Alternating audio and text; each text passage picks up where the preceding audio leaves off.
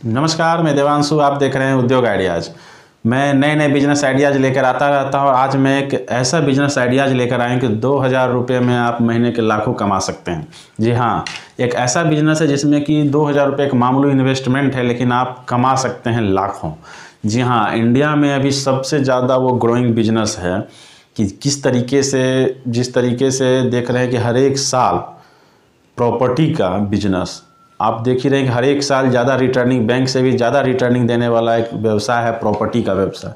तो जी हाँ, property dealing का व्यवसाय मैं आपको बता रहा हूँ कि मात्र 2000 रुपये में। अब आपको करना क्या है कि मैं जैसे जैसे आपको बताते जा रहा हूँ वैसे वैसे आपको व्यवसाय को करना है।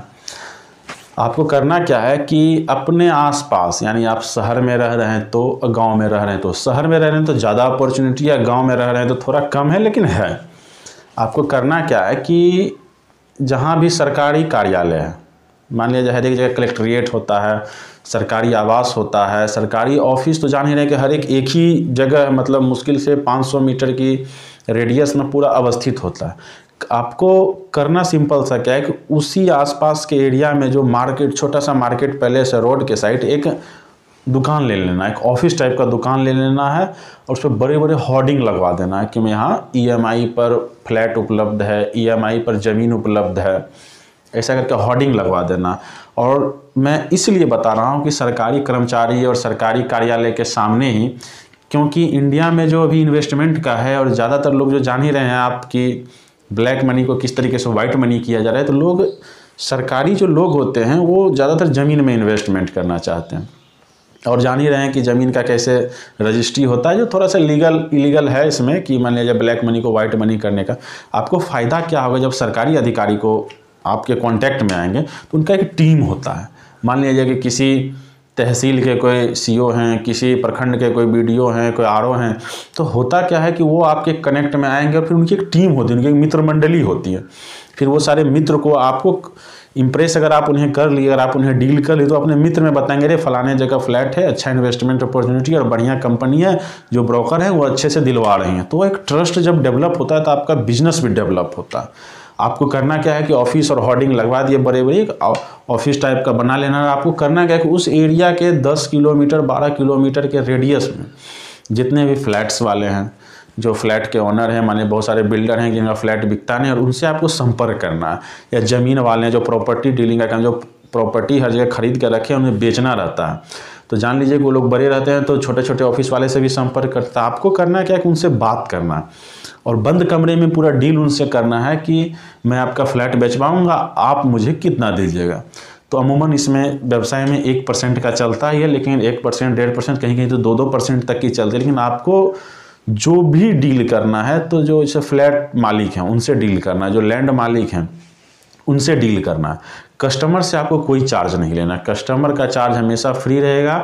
और ये बात मान लीजिए कि अगर आज की डेट में जाने नहीं, कोई भी फ्लैट 25 लाख, 50 लाख, 30 लाख से कम का होता नहीं है। तो आपको करना क्या है कि 1% मैं आपसे चार्ज करूँगा, जो फ्लैट के जो मालिक हैं, तो आप जब उनसे चार्ज कर लेते हैं तो डील फाइनल हो जाता है। आपको करना क्या, कस्टमर आए, आप पूरा लिस्ट रखिए और शहर के जितने भी फ्लैट बिल्डर्स हैं, जितने प्रॉपर्टी डीलर, उनका एक आप डायरी रखिए, उनका एक पूरा मेन्यू रखिए, उनका एक पूरा कॉन्टैक्ट नंबर रखिए और कोशिश कीजिए हर एक वीक उनका अपडेट लेने का। जैसे कस्टमर आता है, भाई फलाने लोकेशन पर मेरा फ्लैट है, ऐसे ऐसे, आपको वहाँ विजिट करवा देना।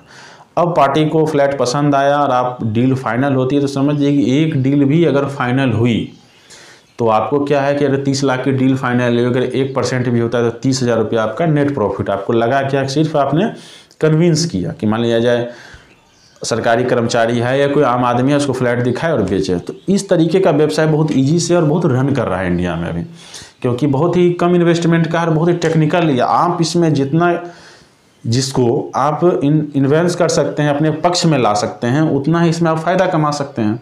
तो इसी तरीके से शहर में बिजनेस चल रहा है और बहुत ही अच्छा बिजनेस है ये, क्योंकि हर एक जगह आपको ऑफिस खोलने का है, इसमें ट्रिक है। सारा ट्रिक कि आपने ऑफिस कहाँ लिया। हो सकता है रेंट थोड़ा महंगा भी 2000 की जगह 5000 हो, लेकिन आपको लेना या तो मल्टीपल कंपनी का जहाँ कॉर्पोरेट ऑफिस है वहाँ, या तो जहाँ सरकारी ऑफिस है, या इस दोनों लोकेशन के प्राइम लोकेशन, बीच के लोकेशन पर अगर आपको मिलता है तो और बेस्ट है। सारा खेल आपके ऑफिस का ही है। और आपको क्या है कि कोई भी अगर कस्टमर विजिट के लिए आता है तो आपको उनके हमेशा कॉन्टैक्ट में बने रहना है कि सर क्या हुआ नहीं हुआ। और उनको जब एक पार्टी का सरकारी कर्मचारी अगर कन्विंस हुआ तो उनसे कोशिश करना है कि ऐसा रिलेशन बिल्डअप कर लें कि वो अपने मित्र मंडली में भी वो इन्फ्लुएंस कर सके, रे फलाना है उसको अपने पक्ष में लाना है और फलाने जगह फ्लैट है, अच्छा है, लोग चाहते हैं। देखिए क्या होता है कि जो सरकारी कर्मचारी होते हैं वो चाहते हैं कि मैंने एक जगह अगर ज़मीन ले लिया तो हमारे मित्र लोग भी वहीं ले लें आसपास में, हम लोग एक फैमिली की तरह, क्योंकि एक ही पद और एक ही कद के रहते हैं तो एक ही जगह रहेंगे और कल दिन सेल आउट करना भी है तो उसे सेल आसानी से कर सकते हैं। और होता क्या है कि लोग ज़मीन या फ्लैट एक ही जगह खरीदना चाहते हैं और एक ही जैसा अपना माहौल बिल्डअप करना चाहते हैं, इसीलिए वो लोग एक ही जगह इन्वेस्टमेंट करते हैं। ये सारा खेल कन्विंस का है और आप किस तरीके से किसको कन्विंस कर सकते हैं। और जान लीजिए कि 1 से 2% भी अगर इसमें आपको मार्जिन आ रहा है तो आपका गया क्या। आपको सिर्फ कन्विंस करना, एक ऑफिस है और इसी में आप उसी ऑफिस में क्या कर सकते हैं कि बहुत सारे लोग जैसे सरकारी कर्मचारी या प्राइवेट कर्मचारी जो आते हैं उन्हें रेंट की भी ज़रूरत होती थी। इसी सब में अभी देख ही रहे हैं कि जो फ्लैट बिल्डर्स हैं वो रेंट पे भी लगाते हैं, यानी रेडी टू मूव जो फ्लैट होता है उसे रेंट पे भी लगाते हैं। उनसे भी संपर्क करना है कि भाई मैं आपका फ्लैट भी रेंट पे लगवा दूंगा, आप मुझे क्या दीजिएगा। तो इसमें क्या होता है कि जब आप रेंट पे किसी का फ्लैट लगाते हैं तो 1 महीने का एडवांस वो ब्रोकर ले लेते हैं और बाकी कंटिन्यू रहता है। इसमें एग्रीमेंट का भी प्रोसेस है। जैसा अगर फ्लैट बिल्डर बोला वैसा पार्टी को बताना है, सिर्फ जो भी आपको कट मनी लेना है, यानी जो भी आपको कमीशन लेना है वो आपको बिल्डर से ही लेना है, कस्टमर से नहीं। क्योंकि बहुत सारे लोग अभी क्या करेंगे, कस्टमर से भी ले लेते हैं, बिल्डर से भी लेते हैं। जब आप ज़्यादा मुनाफा कमाने की कोशिश करते हैं तो वहीं आपकी इमेज खराब हो जाती है। आपको कस्टमर को हमेशा फील गुड देना है और पार्टी से आपकी बात है, डील है तो वो लेना है। तो इसी तरीके से जब आपका कस्टमर का बेस खराब हो जाता है और ख़ास करके सरकारी सिस्टमों में तो बहुत ही रनिंग बिजनेस है ये। मतलब मत समझ सकते हैं कि एक सरकारी कर्मचारी आपको कितनी पार्टियां ला के दे सकते हैं और किस तरीके से आप इसमें ग्रो कर सकते हैं। तो ये बहुत ही आसान बिजनेस है, सारा कन्विंस का बिजनेस है। तो आप समझ सकते हैं प्रॉपर्टी डीलिंग का बिजनेस कितना आसान है, किस तरीके से आप कर सकते हैं, क्योंकि आपका इसमें ऑफिस के अलावा कुछ नहीं लगा है। तो ऐसे ही मैं आप लोगों के लिए इन्फॉर्मेटिव आइडियाज़ लाते रहता हूं। अगर ये आइडियाज़ आपको पसंद आया तो इस चैनल को सब्सक्राइब करें, इस वीडियो को लाइक करें, उद्योग आइडियाज़ में बने रहें। धन्यवाद।